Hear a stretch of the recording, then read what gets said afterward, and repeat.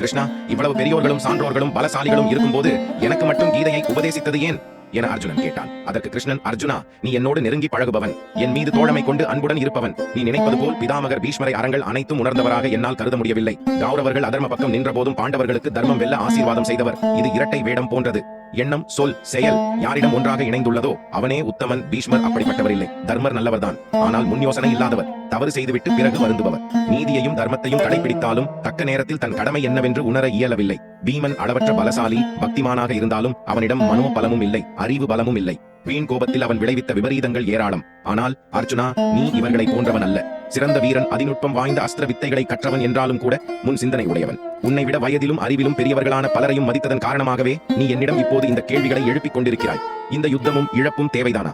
அத்தனை பேரையும் இழந்து அரசாட்சியை பெறுவதால் என்ன பெருமை இருக்க முடியும் என்று கலங்கினாய். அதுவே உனது தனி சிறப்பு. அதனால்தான் கீதையை உனக்கு உபதேசித்தேன் என்கிறார் கிருஷ்ணன்.